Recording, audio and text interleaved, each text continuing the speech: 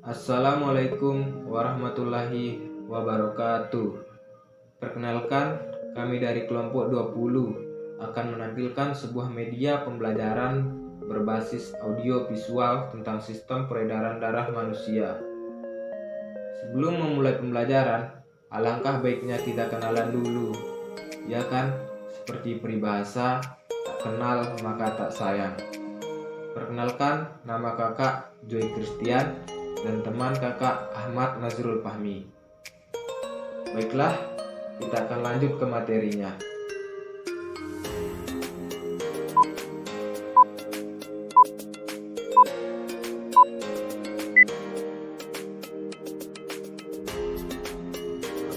Setiap manusia pasti memiliki darah. Namun, tahukah kamu apa peredaran darah itu?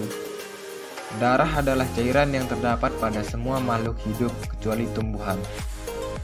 Darah yang mengalir dalam tubuh manusia dibagi menjadi dua komponen, yaitu komponen cair dan komponen padat. Komponen cair terdiri dari plasma darah, sedangkan komponen padat terdiri dari sel-sel darah yang meliputi sel darah merah, keping darah, dan sel darah putih.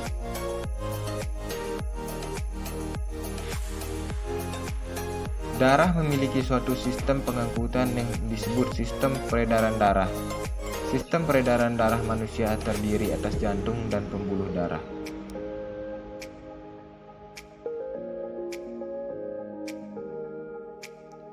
Peredaran darah kecil atau sering kali disebut sebagai peredaran darah pulmonal merupakan peredaran darah yang berawal dari jantung, partikel kanan melalui arteri pulmonalis, lalu menuju ke paru-paru, kemudian darah akan kembali lagi menuju jantung atrium kiri.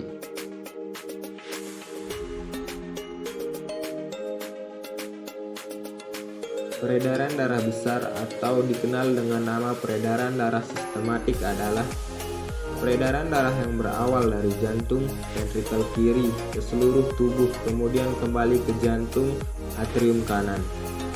Darah dari jantung ke seluruh tubuh kecuali paru-paru kaya akan oksigen. Oksigen akan dilepaskan untuk kebutuhan sel darah mengambil karbon dioksida untuk dibuang melalui peredaran darah kecil.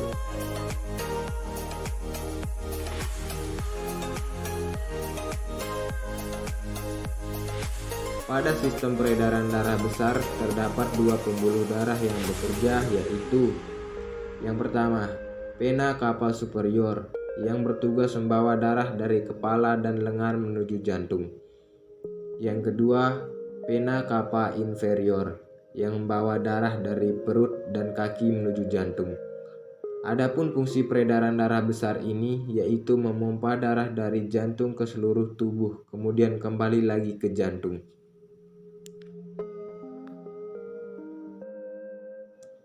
Jantung merupakan pusat sistem peredaran darah manusia.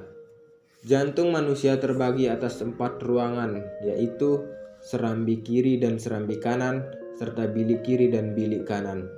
Bagian bilik partikel jantung berdinding lebih tebal dibandingkan serambi atrium jantung. Hal ini berhubungan dengan fungsinya untuk memompa darah ke seluruh tubuh sehingga harus lebih kuat. Adapun dinding bilik kanan lebih tipis karena fungsinya hanya memompa darah ke paru-paru.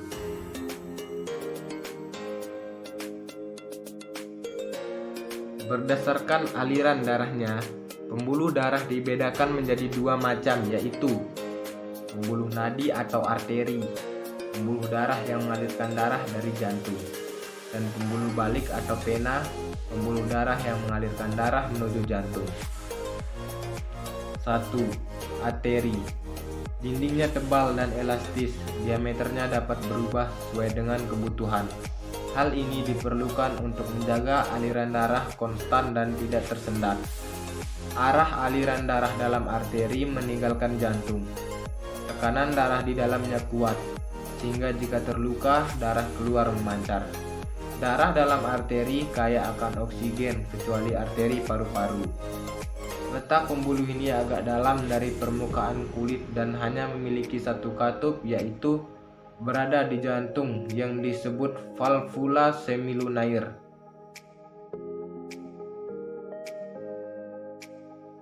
2. Kapiler, berupa saluran tipis yang memungkinkan terjadinya pertukaran zat antara darah dengan sel jaringan tubuh. 3. Arteriole, merupakan pembuluh darah kecil yang menghubungkan kapiler dengan arteri. 4. Vanule, merupakan pembuluh darah kecil yang menghubungkan kapiler dengan vena. Dan yang kelima, vena, berfungsi untuk mengalirkan darah dari kapiler menuju jantung. Dindingnya tipis dan kurang elastis. Arah aliran darah dalam vena menuju ke jantung karena darah di dalamnya lemah.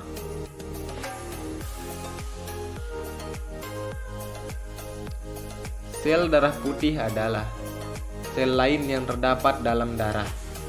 Fungsi umum sel darah putih ini sangat berbeda dengan SDM. Sel darah putih atau leukosit ini umumnya berperan dalam mempertahankan tubuh terhadap penyusupan benda asing yang selalu dipandang mempunyai kemungkinan untuk mendatangkan bahaya bagi kelangsungan hidup individu. Meskipun demikian, bila dilihat kembali ke makhluk hidup yang lebih sederhana, leukosit ini hanya merupakan spesialisasi dari fungsi pertahanan tubuh, seperti yang dijalankan oleh sel-sel pengembara.